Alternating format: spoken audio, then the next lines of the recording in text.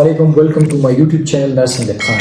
तो आज हम माइक्रोबायोलॉजी का मोस्ट इंपॉर्टेंट टॉपिक स्टरलाइजेशन के हवाले से बात करेंगे। स्टरलाइजेशन दरअसल में हमारे पास नर्सेस के लिए भी और डॉक्टर्स के लिए, माइक्रोबायोलॉजिस्ट के लिए भी जो है इसको समझना जो है लाजमी है, इनके लिए बहुत मुफीद है स्टरलाइजेशन।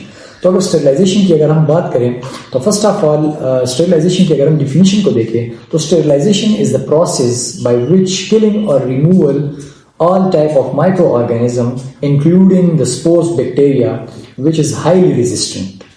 मतलब स्टेरिलाइजेशन हमारे पास एक ऐसा प्रोसेस है जिसमें हम ऑल माइक्रो ऑर्गेनिज्म जो है उनको हम किल करते हैं, चाहे वो स्पोर फॉर्मिंग बैक्टीरिया हो या वेजिटेटिव स्टेट हो, या स्पोर फॉर्मिंग स्टेट हो। वेजिटेटिव स्टेट और स्पोर फॉर्मिंग स्टेट में फर्क क्या है? वेजिटेटिव स्टेट हमारे पास किसी माइक्रो ऑर्गेनिज्म का वो स्टेट होता है जिसमें हमारे पास किसी भी माइक्रो ऑर्गेनिज्म के लिए फेवरेबल कंडीशन जो है वो प्रेजेंट होती हैं, उसको हम कहते हैं वेजिटेटिव फेज, जिसमें वो प्रॉपर ग्रो कर सके। इसी तरीके से हमारे पास जो स्पोर स्टेट होता है, इसमें हमारे पास कोई भी माइक्रो ऑर्गेनिज्म या बैक्टीरिया, इसमें हमारे पास इसके लिए कोई भी फेवरेबल कंडीशन नहीं होती, मतलब उसकी ग्रोथ भी जो है वो स्टॉप हो जाती है, कोई भी फेवरेबल कंडीशन नहीं होती, तभी जो है वो स्पोर फॉर्म में आ जाता है और for the long period of time तक वो लाइव रह सकता है। तो स्टेरिलाइजेशन हमारे पास एक ऐसा प्रोसेस है जिसमें हम माइक्रो ऑर्गेनिजम्स को जो है वो किल करते हैं, चाहे जो स्पोर फॉर्म में हो या स्पोर स्टेट में हो या हमारे पास वेजिटेटिव फेज में हो, हम जो है माइक्रो ऑर्गेनिज्म को रिमूव करते हैं, किल करते हैं। तो इस तरीके से स्टेरिलाइजेशन के मेथड की तरफ बढ़ने से पहले स्टेरिलाइजेशन के कुछ इंपॉर्टेंट टर्मिनोलॉजीज हैं, उनको हमें समझना लाजमी है। सबसे पहले हमारे पास है डिसइंफेक्शन। डिसइंफेक्शन भी हमारे पास इसी तरीके स्टेरिलाइजेशन की तरीके से एक प्रोसेस है जिसमें हम जो है माइक्रो ऑर्गेनिज्म को किल करते हैं, बट इसमें एक फर्क है कि इसमें हम स्पोर फॉर्मिंग बैक्टीरिया जो है स्पोर स्टेट जो है उसको हम किल नहीं कर सकते। जो हमारे पास वेजिटेटिव फेज है उसको हम किल कर सकते हैं, लेकिन जो spore type bacteria spore producing है या स्पोर फेज में जो होते हैं उसको हम किल नहीं कर सकते। इसी तरीके से ये डिसइंफेक्शन। इसके बाद हमारे पास आता है डिसइंफेक्टेंट। डिसइंफेक्टेंट जो है ये नाम से जाहिर है कि ये हमारे पास डिसइंफेक्शन में जो हमारे पास केमिकल्स यूज होते हैं, डिसइंफेक्शन में जो मटेरियल हमारे पास यूज होते हैं, दरअसल में उसको ही हम कहते हैं डिसइंफेक्टेंट। डिसइंफेक्टेंट बेसिकली हमारे पास नॉन लिविंग के लिए जो है वो अप्लाई होता है डिसइंफेक्टेंट, मतलब हमारे पास किसी भी सरफेस के लिए जो है वो हम जो है डिसइंफेक्टेंट को यूज कर सकते हैं। इसके बाद हमारे पास है एंटीसेप्टिक। जिस तरह डिसइंफेक्टेंट हमारे लिए नॉन लिविंग के लिए यूज होता है, इसी तरीके से एंटीसेप्टिक जो है ये हमारे पास लिविंग के लिए, लिविंग सरफेस, लिविंग मटेरियल के लिए यूज होता है एंटीसेप्टिक। तो स्टेरिलाइजेशन की तरफ अगर हम फिर आ जाए तो स्टेरिलाइजेशन बेसिकली हमारे पास एक ऐसा प्रोसेस है जिसमें हम किसी भी आर्टिकल, मतलब चीज को कहते हैं, या किसी भी मीडियम या किसी भी ऑब्जेक्ट को जो है वो हम माइक्रो फ्री कर सकें, चाहे वो वेजिटेटिव फेज में हो, चाहे वो हमारे पास जो है स्पोर फेज में हो। तो ये हमारे पास होता है स्टेरिलाइजेशन। अब इस स्टेरिलाइजेशन के हमारे पास कुछ मेथड्स हैं, उन मेथड्स के थ्रू हम ये प्रोसेस जो है ये परफॉर्म कर सकते हैं। पहला हमारे पास है फिजिकल मेथड्स, आप पिक्चर में भी देख सकते हैं फर्दरली फिजिकल मेथड। दूसरा हमारे पास है मैकेनिकल मेथड और तीसरा हमारे पास है केमिकल मेथड। फिजिकल मेथड्स में हमारे पास आ जाते हैं ड्राई हीट, या फिजिकल मेथड में हमारे पास आ जाते हैं नेचुरल और साथ जो है हमारे पास ड्राई हीट। तो नेचुरल हमारे पास जो फिजिकल मेथड है, नेचुरल हमारे पास सनलाइट जो है, इसमें हमारे पास रेज हैं, उनके जरिए जो है ये माइक्रोब्स को किल करते हैं बाय नेचर। इसके बाद हमारे पास है ड्राई जो है dry method, dry heat. Dry heat में हमारे पास फर्दरली आ जाते हैं हमारे पास फ्लेमिंग। इसी तरीके से ड्राई हीट में हमारे पास आ जाती है इंसिनरेटर। ड्राई हीट में हमारे पास आ जाता है हॉट एयर ऑन्स, और ड्राई हीट में हमारे पास इसी तरीके से आ जाता है फ्लेमिंग वगैरह, इंसिनरेशन। और इंसिनरेटर के उसके साथ साथ इंसिनरेटर के साथ साथ हमारे पास हॉट एयर ऑन भी जो है ये हमारे पास ड्राई हीट में आ जाती है। इसको फर्दरली एक एक करके एक्सप्लेन करेंगे फिजिकल मेथड को। एक होता है फिजिकल मेथड में हमारे पास आ जाता है dry heat and moist heat. अब हम बात करेंगे ड्राई हीट। ड्राई हीट में हमारे पास आ जाते हैं फ्लेमिंग के बाद हमारे पास आ जाता है हॉट एंड ऑन्स, या उसके बाद हमारे पास आ जाते हैं इंसिनरेशन। इंसिनरेटर के बाद हमारे पास आ जाते हैं अल्ट्रा वायलेट रेज। इसी तरीके से हम एक एक को डिस्कस करेंगे। सबसे पहले हम करेंगे फ्लेमिंग को। फिजिकल मेथड में हम फ्लेमिंग को डिस्कस करेंगे। फ्लेमिंग में आप पिक्चर में भी देख सकते हैं कि फ्लेमिंग में जस्ट हमारे पास जो भी मटेरियल होते हैं, फोर्सेप्स वगैरह या स्पिचुलास वगैरह, इसको हम जो फायर का जो फ्लेम है, शोले हैं, उसके ऊपर रख देते हैं ताकि ये रेड हीट हो जाए। जब ये रेड हीट हो जाते हैं तो इसके बाद जो है ये हमारे पास माइक्रोब जो है, माइक्रो ऑर्गेनिज्म या बैक्टीरिया, उससे किल हो जाते हैं। तो ये हमारे पास है फ्लेमिंग मेथड। इसके बाद हमारे पास आ जाता है hot air oven. Hot air oven आप पिक्चर में भी देख सकते हैं। ये हमारे पास एक मशीन है जिसमें हमारे पास इसके वाल जो है, ये हमारे पास हीट जो है, हीट एयर प्रोड्यूस करता है, हीट एयर ये प्रोड्यूस करता है। और इसके अंदर एक फैन भी लगा हुआ होता है जो हमारे पास इस हीट को जो है ज़्यादा इंटेंस करता है, इस हीट को ज़्यादा इंटेंस करता है ताकि इसकी पेनिट्रेशन पावर जो है वो ज़्यादा हो जाए।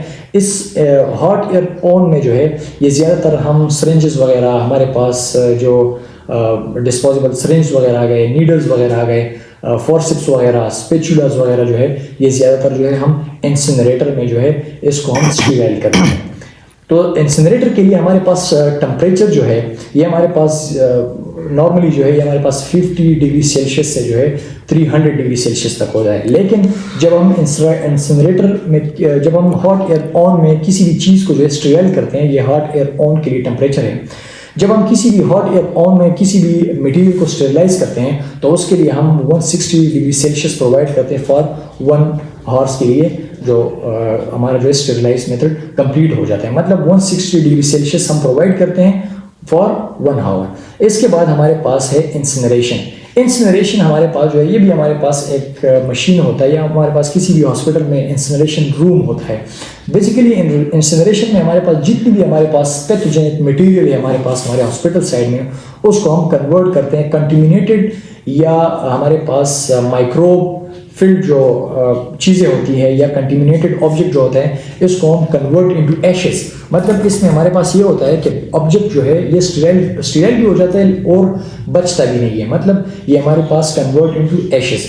जितनी भी हमारे पास स्टीराइल मेथड्स हैं या हॉट एयर ओवन वगैरह, ऑटोक्लेव्स वगैरह हो गए, इनमें हमारे पास कोई भी ऑब्जेक्ट को जब हम स्टीराइल करते हैं वो स्टीराइल हो जाता है, लेकिन साथ साथ वो जो है वो बाकी भी रह जाता है। इंसिनरेशन में ये चीज़ नहीं है। इंसिनरेशन में जब हम किसी भी चीज़ को स्टीराइल करेंगे, किसी भी पैथोजेनिक मटेरियल को जो है हम स्टीराइल करेंगे, तो ये हमारे साथ साथ स्टीराइल तो हो जाएगा, लेकिन ये हमारे पास बचेगा भी नहीं, जो कन्वर्ट डायरेक्ट इनटू एशेस। तो इसमें हमारे पास पैथोजेनिक मटेरियल्स, लीवेंस वगैरह, ये डिस्पोजेबल सिरिंजेस वगैरह, नीडल्स, सारी चीज़ें जो है ये इन इंसिनरेटर में हमारे पास आ जाते हैं। तो इन इंसिनरेटर्स के लिए हमारे पास जो है टेम्परेचर है तकरीबन 800 डिग्री सेल्सियस जो है हम टेम्परेचर प्रोवाइड करते हैं, हीट के ज़रिए किल करते हैं और कन्वर्ट इनटू एशेस। इसके बाद हमारे पास आ जाते हैं एक हमारे पास आ गया फिजिकल मेथड में hot air oven, flaming, and तीसरा हमारे पास आ गया इंसिनरेशन। अब हम बात करेंगे, तो होगी ड्राई हीट के हवाले से। अब हम मॉइस्ट हीट के हवाले से बात करेंगे। मॉइस्ट हीट में हमारे पास पहले हमारे पास आ जाता है below the 100 degree Celsius, below the 100 degree Celsius. दूसरा हमारे पास आ जाता है 800 डिग्री सेल्सियस, और तीसरा हमारे पास आ जाता है अबोव द 100 डिग्री सेल्सियस। अब जो बिलो द 100 डिग्री सेल्सियस है मॉइस्ट हीट में, इसमें हमारे पास आ जाता है पॉस्चराइजेशन। पॉस्चराइजेशन हमारे पास भी एक ऐसा आ जाता है below the 100 degree Celsius. Below the 100 degree Celsius हमारे पास प्रोसेस आता है पास्चराइजेशन। पास्चराइजेशन आप पिक्चर में भी देख सकते हैं कि पास्चराइजेशन भी हमारे पास एक ऐसा प्रोसेस है जिसमें हम माइक्रो ऑर्गेनिज्म को किल करते हैं थ्रू प्रॉपर जो एक लिमिटेड टेम्परेचर जो है with in the 100 degree Celsius, मतलब 100 डिग्री सेल्सियस से कम टेम्परेचर हम प्रोवाइड करते हैं किसी माइक्रो ऑर्गेनिज्म को किल करने के लिए। तो पास्चराइजेशन भी हमारे पास जो है ये हमारे पास 2 मेथड में होता है। एक हमारे पास होता है होल्डर मेथड और दूसरा हमारे पास होता है फ्लैश मेथड। होल्डर मेथड हमारे पास उसमें हम जो है होल्ड करते हैं किसी भी लिक्विड को, जब हम फ्री फ्रॉम माइक्रोब्स करते हैं तो वो हम होल्ड करते हैं हमारे पास 30 मिनट्स के लिए। वो हम होल्ड करते हैं 60 डिग्री सेल्सियस टेम्परेचर प्रोवाइड करके 30 मिनट्स तक उसको हम होल्ड करते हैं। और फ्लैश मेथड हमारे पास जो है, फ्लैश मेथड मतलब इसमें हम विद इन 15 या 20 सेकेंड जो है 72 डिग्री सेल्सियस जो है इसको अप्लाई करके जो है डायरेक्ट, मतलब ज़्यादा सेल्सियस प्रोवाइड करके 72 डिग्री सेल्सियस प्रोवाइड करके डायरेक्टली हम इसको चिल्ड करते हैं, वापस जो है 30 डिग्री तक इसको लेके आ जाते हैं। मतलब फ्लैश मेथड में हम टेम्परेचर ज़रा बढ़ा देते हैं कुछ शॉर्ट टाइम के लिए और फिर वापस चिल्ड कर देते हैं। आप पिक्चर में भी देख सकते हैं कि हमारे पास पास्चराइजेशन ऑफ मिल्क, जिस तरह पास्चराइजेशन हमारे पास ये प्रोसेस प्रोसेस बेवरेजेस वगैरह या हमारे पास जूसेस वगैरह हो गए, मिल्क वगैरह, इसको जो है माइक्रोब से माइक्रोब्स फ्री ऑफ माइक्रोब्स करने के लिए हम पास्चराइजेशन प्रोसेस जो है वो हम यूज़ करते हैं। आप पिक्चर में इसका जो है मशीन भी देख सकते हैं। इस तरीके से हम जो है अब हम बढ़ेंगे 800 डिग्री सेल्सियस मॉइस्ट हीट में। हमारे पास एक हो गया लो फ्रॉम 100 डिग्री सेल्सियस जिसमें हमारे पास पास्चराइजेशन आ जाता है, और दूसरा हमारे पास आता है 800 डिग्री सेल्सियस।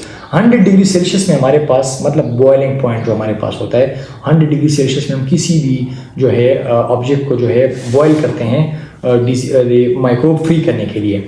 इसमें हमारे पास आ जाता है टेंडलाइजेशन प्रोसेस। टेंडलाइजेशन प्रोसेस हमारे पास भी एक ऐसा प्रोसेस है जिसमें हम कंसेक्यूटिवली 3 डेज के लिए उसको जो है प्रॉपर 100 डिग्री सेल्सियस पे रखते हैं, जस्ट 15 मिनट्स के लिए। 15 मिनट्स के लिए एक दिन, फिर उसके बाद वापस जो है उसको चिल करते हैं, फिर उसके बाद दूसरे दिन के लिए 15 मिनट्स 100 डिग्री सेल्सियस, फिर तीसरे दिन। इसका मकसद ये है कि जब हम पहले दिन में जो है 100 डिग्री सेल्सियस प्रोवाइड करते हैं, उससे तो माइक्रो ऑर्गेनिज्म जो है किल हो जाते हैं माइक्रोब्स, लेकिन जो स्पोर फॉर्मिंग बैक्टीरिया है उसके लिए हम फेवरेबल कंडीशन जो है प्रोवाइड करते हैं। इसलिए हम 15 मिनट के बाद जो है उसको चिल्ड कर देते हैं, उसके लिए फेवरेबल कंडीशन लेके आ जाते हैं। जब फेवरेबल कंडीशन उसके लिए हो जाती है तो वो ग्रो अप करना स्टार्ट हो जाता है, मतलब वो स्पोर कंडीशन से बाहर आ जाता है। तो सेकेंड डे पे जब वो स्पोर कंडीशन से बाहर आ जाता है तो वो हमारे पास किल करना ज़्यादा आसान होता है as compare to spore forming. तो जब वो वेजिटेटिव फेज में हो जाता है सेकेंड डे में, तो फिर हम उसको 15 मिनट्स के लिए जो है टेम्परेचर जो है 100 डिग्री सेल्सियस प्रोवाइड करके उसको किल कर देते हैं। इसी तरीके से कंसेक्यूटिवली 3 डेज, तीसरे डेज पे भी हम जो है कुछ जब स्पोर फार्मिंग बैक्टीरिया रह जाते हैं, सारे तो किल हो जाते हैं, लेकिन जो स्पोर फार्मिंग बैक्टीरिया तीसरे डेज के लिए भी बच जाते हैं उसको भी हम चिल्ड कर देते हैं। मतलब उसके लिए हम फेवरेबल कंडीशन जो है वो प्रोवाइड करते हैं, और तीसरे दिन हम उसको 15 मिनट्स के लिए जो है 100 डिग्री सेल्सियस प्रोवाइड करके उसको किल कर देते हैं। आप पिक्चर में भी देख सकते हैं इसका जो प्रोसेस है। इसके बाद हमारे पास आ जाता है अबोव द 100 डिग्री सेल्सियस, जिसमें हमारे पास आता है autoclave steam under pressure. Autoclave को हम स्टीम अंडर प्रेशर भी कहते हैं। ऑटोक्लेव पिक्चर में भी आप ऑटोक्लेव देख सकते हैं। ऑटोक्लेव का एग्जांपल आप इसी तरीके से लेके, हमारे पास जो प्रेशर कुकर होता है बेसिकली उसी तरीके से ये प्रोसेस होता है हमारे पास किसी भी ऑब्जेक्ट को, किसी भी मीडियम को जो है डिसइंफेक्शन के लिए, मतलब उसमें माइक्रोब्स को किल करने के लिए, चाहे पोर्स स्टेट में हो चाहे वेजिटेटिव फेज में हो। ऑटोक्लेव हमारे पास एक ऐसा मशीन है जिसमें हम प्रेशर प्रोवाइड करते हैं, प्रेशर साथ साथ टेम्परेचर और इसके साथ ह्यूमिडिटी। टेम्परेचर हम प्रोवाइड करते हैं 121 सेल्सियस, और प्रेशर जो है वो हम प्रोवाइड करते हैं 15 पाउंड्स पर स्क्वायर इंचेस, और ह्यूमिडिटी जो है हम प्रोवाइड करते हैं। मतलब अगर आप कुकर की एग्जांपल ले लें तो मतलब उसके ऊपर लिड रख के हम एक प्रेशर क्रिएट करते हैं, मतलब steam under the pressure. Humidity भी होती है, स्टीम भी होता है और प्रेशर भी होता है। तो उस प्रेशर के नतीजे में हीट प्रोड्यूस होता है, और हीट के नतीजे में हमारे पास कोई भी जो है मटेरियल जो है वो माइक्रोब फ्री हम कर सकते हैं। ऑटोक्लेव जो हमारे पास है ये हमारे पास एक बेस्ट मेथड है किसी भी माइक्रो ऑर्गेनिज्म को किल करने के लिए, चाहे वो स्पोर फेज में हो या वेजिटेटिव फेज में हो। इसका आप एग्जांपल यही प्रेशर कुकर जो है ये आप ले सकते हैं, क्योंकि इसमें हम स्टीम अंडर द प्रेशर, मतलब इसमें हम स्टीम को प्रेशर प्रोवाइड करते हैं। उस प्रेशर के नतीजे में जो हीट जो है वो पेनिट्रेट करता है किसी मटेरियल के अंदर और माइक्रो ऑर्गेनिज्म को किल करता है। तो ये हमारे पास ऑटोक्लेव का हो गया। ऑटोक्लेव का हमारे पास टेम्परेचर क्या हम दे सकते हैं 100, मतलब 121 डिग्री सेल्सियस जो है हम टेम्परेचर प्रोवाइड करते हैं, और 15 पाउंड पर स्क्वायर इंचेस जो है हम प्रेशर प्रोवाइड करते हैं, और इसके साथ साथ हम ह्यूमिडिटी प्रोवाइड करते हैं। तो ये था हमारे पास अबोव द 100, मतलब इसका अबोव द 100 टेम्परेचर हम प्रोवाइड करते हैं किसी भी माइक्रोब को किल करने के लिए। तो ये था हमारे पास फिजिकल मेथड्स। अब फिजिकल मेथड के बाद हमारे पास आता है मैकेनिकल मेथड। मैकेनिकल मेथड में हमारे पास जस्ट आ जाता है फिल्ट्रेशन। फिल्ट्रेशन हमारे पास कौन सा मेथड होता है, जो भी हमारे पास हीट लेबाइल होते हैं, मतलब जो हीट को रेजिस्ट नहीं कर सकते, हीट को जो है वो नहीं कर सकते, मतलब हीट लेबाइल हैं, मतलब हीट को जो है वो हीट के साथ वो ख़त्म हो जाते हैं। तो उसके लिए हम दूसरा प्रोसेस यूज़ करते हैं जिसको हम कहते हैं फिल्ट्रेशन मेथड। फिल्ट्रेशन मेथड में हमारे पास आ जाते हैं कुछ फिल्टर, एस्बेस्टॉस फिल्टर आ जाते हैं, हमारे पास कैंडल फिल्टर्स आ जाते हैं, मेम्ब्रेन फिल्टर्स आ जाते हैं, हमारे पास सेटल्ड ग्लास फिल्टर आ जाते हैं। फिर इसके अलग अलग फंक्शन हैं। पहला फंक्शन हमारे पास जो है, हमारे पास फिल्ट्रेशन का, किसी भी जो हमारे पास लिक्विड सोल्यूशन होता है वो हम किसी भी थ्रू फिल्टर किसी भी मेम्ब्रेन के जरिए उसको पास करके उसको फिल्टर करते हैं किसी भी लिक्विड सोल्यूशन में। हमारे पास सास सोल्यूशन आ गया, या हमारे पास कोई एंटीबायोटिक्स आ गए, या हमारे पास कोई शुगर सोल्यूशन जो है हमारे पास आ गया, उसको हम फिल्टर करते हैं। पहले हमारे पास आ जाता है कैंडल फिल्टर। कैंडल फिल्टर में दरअसल हमारे पास जो हमारे पास ड्रिंकिंग वाटर है या इंडस्ट्रियल वाटर है उसको हम जो है वो फिल्टर करते हैं। इसके बाद हमारे पास आ जाता है एस्बेस्टॉस फिल्टर। एस्बेस्टॉस फिल्टर के बाद हमारे पास आ जाता है central glass filter. Central glass filter हमारे पास एक इसमें ग्लास लगा होता है फिल्टर का, जिसमें हम जो है एंटीबायोटिक्स या शुगर लिक्विड जो है उसको हम फिल्टर करते हैं। इसके बाद हमारे पास आ जाता है जो है मेम्ब्रेन फिल्टर। मेम्ब्रेन फिल्टर में दरअसल हमारे पास जो पेरेंटल न्यूट्रिशन होती है उसको हम प्रिपेयर करते हैं, मतलब जो हम थ्रू आईवी फ्लूइड जो हम देते हैं उसको हम प्रिपेयर करते हैं इस मेम्ब्रेन फिल्टर में। इसके बाद ये हमारे पास था मैकेनिकल मेथड। इसके बाद हमारे पास आ जाता है केमिकल मेथड्स। दरअसल केमिकल मेथड्स में हम केमिकल को यूज़ करते हैं और केमिकल को यूज़ करके जो है हम माइक्रोब्स को जो है किल करते हैं। तो सबसे पहले इसमें हम यूज़ करते हैं अल्कोहल्स, फिर इसके बाद इसमें हम फिनोल्स यूज़ करते हैं, अल्डिहाइड्स यूज़ करते हैं। इसमें हम अल्डिहाइड के बाद जो है इसमें हम ऑक्सीडाइजिंग एजेंट जो है वो यूज़ करते हैं, जिसको हम कहते हैं ऑक्सीडाइजिंग एजेंट H2O2, वो हम यूज़ करते हैं। इसके बाद जो है हमारे पास जो है अल्डिहाइड इथेनॉल ऑक्साइड जो है इसमें हम यूज़ करते हैं, फार्मा अल्डिहाइड इसमें हम यूज़ करते हैं। केमिकल मेथड में हमारे पास एक आ जाता है केमिकल मेथड, दूसरा हमारे पास आ जाता है गैसियस मेथड। इसमें हमारे पास गैसियस मेथड ज़्यादा रिलायबल है, लेकिन गैसियस मेथड हम यूज़ नहीं करते हैं, हम केमिकल मेथड ज़्यादा यूज़ करते हैं। केमिकल मेथड में हमारे पास आ जाता है अल्कोहल। अल्कोहल में हमारे पास फिर आ जाता है मिथाइल अल्कोहल और इथाइल अल्कोहल। इथाइल अल्कोहल मतलब इथेनॉल। हमारे पास डिटोल्स वगैरह जो हैं, ये हमारे पास स्किन एंटीसेप्टिक भी है, और ये हमारे पास बैक्टीरियोसाइडल इफेक्ट जो है वो शो करते हैं, मतलब बैक्टीरियाज को कम्प्लीटली जो है वो किल करते हैं। जो इथेनॉल हमारे पास है, डिटोल्स वगैरह हो गए जो हम स्किन एंटीसिपेटरी के लिए भी यूज़ करते हैं, और थर्मोमीटर्स को जो है माइक्रोब फ्री करने के लिए भी हम इथेनॉल का यूज़ करते हैं। इसके बाद हमारे पास आ जाता है मिथाइल अल्कोहल या मीथेनॉल। मीथेनॉल दरअसल हमारे पास अगर इंक्यूबेटर्स को आप देखें, जो हमारे पास न्यूनेटल्स चाइल्ड होते हैं, उनको हम जब इंक्यूबेटर में रखते हैं तो उस इंक्यूबेटर में हम उनके लिए प्रॉपर एनवायरनमेंट प्रोवाइड करते हैं। तो उस इंक्यूबेटर को माइक्रोब फ्री करने के लिए हमारे पास यूज़ होता है मिथाइलिन या मीथेनॉल जो है, हम उसको डिसइंफेक्टेंट के लिए यूज़ करते हैं। तो ये अल्कोहल जो हमारे पास जितनी भी है, इसकी एक प्रॉपर कंसंट्रेशन जब होगी तभी हमारे पास इफेक्टिव होगी। वो कंसंट्रेशन हमारे पास क्या है, 60 to 70% वाटर में जो है अल्कोहल की जब कंसंट्रेशन हमारे पास होगी तो तब भी जो है हम किसी माइक्रो ऑर्गेनिज्म को किल कर सकते हैं। इसके बाद हमारे पास आ जाते हैं अल्डिहाइड्स। अल्डिहाइड्स में हमारे पास फॉर्मल्डिहाइड्स आ जाते हैं और ग्लूटन अल्डिहाइड्स आ जाते हैं। फॉर्मल्डिहाइड हम लिक्विड में भी यूज़ करते हैं केमिकल्स में, और गैसियस में भी यूज़ कर सकते हैं। फॉर्मल्डिहाइड का असल में हमारे पास ये फंक्शन ज़्यादा होता है, इसमें हम बैक्टीरियल कल्चर जो वैक्सीन है उसको हम मतलब माइक्रोब फ्री करते हैं, उसको हम स्टीराइल करते हैं। इसके बाद हमारे पास बैक्टीरियल कल्चर जो है उसमें हम बैक्टीरिया को किल करते हैं। फिर बैक्टीरियल क्या कोई सस्पेंशन है उसमें बैक्टीरिया, उसको हम किल कर सकते हैं थ्रू फॉर्मल्डिहाइड। इसके बाद ग्लूटाल्डिहाइड है। ग्लूटाल्डिहाइड में हमारे पास जितने भी एंडोस्कोपी वगैरह या सिस्टोस्कोपी या ट्यूब्स वगैरह जो हम कैमरा एंटर करते हैं किसी भी बॉडी के अंदर, वो ट्यूब्स, एंडोट्रेकियल ट्यूब्स, एंडोस्कोपियल ट्यूब्स या सिस्टोस्कोपी जब हम करते हैं उसके ट्यूब के जरिए, उन ट्यूब्स को, स्विचेस वगैरह को जो हम स्टेराइल करते हैं, वो हमारे पास दरअसल वो ग्लूटाल्डिहाइड में हम जो है स्टेराइल करते हैं। इसके बाद हमारे पास आ जाता है फिनोल।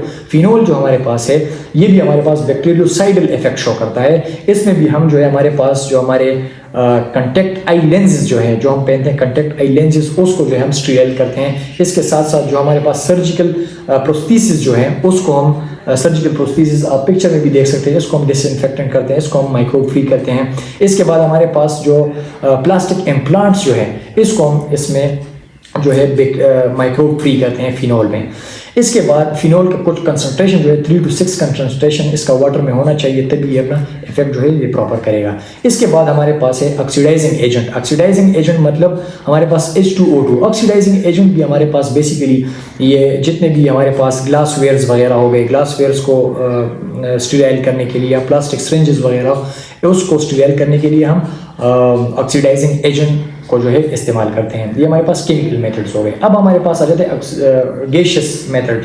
गैसियस मेथड में हमारे पास ये भी हमारे पास केमिकल में आ जाते हैं, लेकिन केमिकल्स हमारे पास अलग है और गैसियस अलग है। गैसियस में हमारे पास फॉर्मल्डिहाइड और इथाइलिन ऑक्साइड आ जाते हैं। फॉर्माल्डिहाइड हमारे पास, इसमें हम दरअसल जो है क्लस्टर प्लेसेस या हमारे पास ओटी वगैरह हो गई, आईसीयूज वगैरह हो गए, उन वार्ड्स वगैरह को, उन रूम्स, क्लस्टर रूम जो है, एनक्लोज प्लेसेस जो है उनको स्टीराइल करते हैं through the help of KMnO4 potassium पर मैग्नेट। इसको हम इसमें मिला देते हैं और इसके थ्रू हम जो है क्लस्टर प्लेसेस या एनक्लोज प्लेसेस को जो है वो हम स्टीराइल कर सकते हैं। इसके बाद हमारे पास है इथाइलिन ऑक्साइड, जिसको हम ETO भी कह सकते हैं, ethylene oxide. Ethylene oxide basically हमारे पास जो है वो यूज़ होता है हमारे पास डिस्पोजेबल जो रबर्स वगैरह जितने भी हो गए, सिरिंजेस, सूचर्स वगैरह हो गए, स्वॉब्स वगैरह हो गए, लीलन वगैरह हो गए, उसको डिसइंफेक्टेंट करने के लिए हम इथेनॉल ऑक्साइड का यूज़ करते हैं। तो that's all about the sterilisation and its method. Sterilisation के हमारे पास फिजिकल, मैकेनिकल और केमिकल मेथड्स जो हैं ये हमारे पास स्टेरिलाइजेशन के हैं। तो that's are about the sterilisation. I hope आप लोगों को इसका समझ आ चुका होगा।